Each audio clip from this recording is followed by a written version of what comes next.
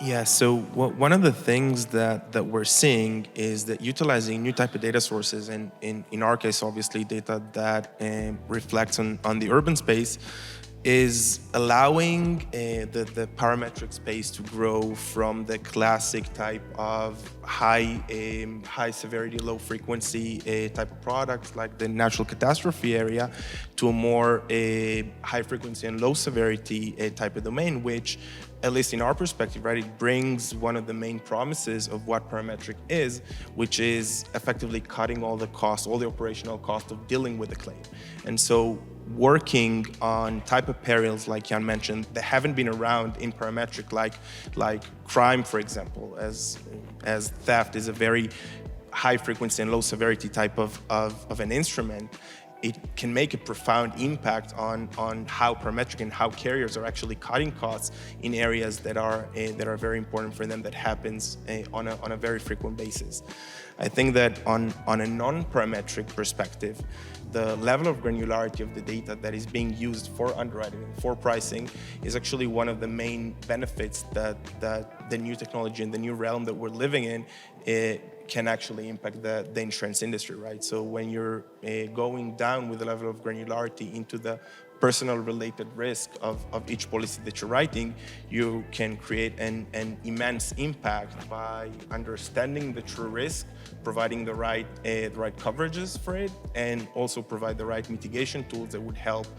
both you as a carrier and both your policyholder to actually withhold and mitigate the risk or prevent it from happening in the first place. One of the interesting things that brought us to urban risk, or to the application of urban data for insurance, was actually the discussion with carriers about the way that they are underwriting and pricing their products today. And it's kind of touching one of the questions that you've asked Jan about: how can we help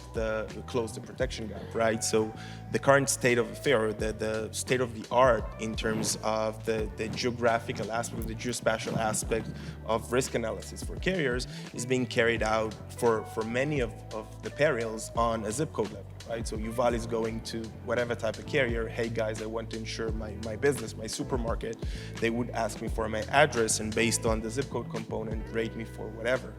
Now, it creates kind of an awkward situation, because zip codes have been created in the 60s of the last century by USPS with the mission of optimizing mail routing. And so when you're looking at the data, it's very easy to see that any correlation, or I would say mathematical relationship, between zip codes and risk is at best coincidental. And so by going deeper, and this is where the opportunity lays in urban data, is that by going deeper into the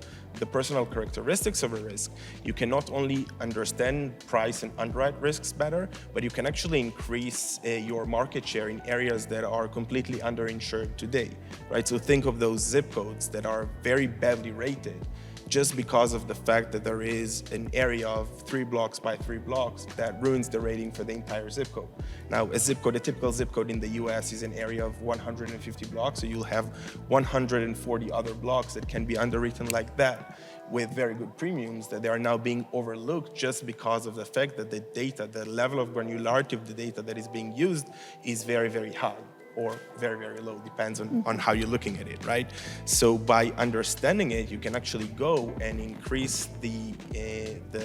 level of coverage that you can provide as a carrier for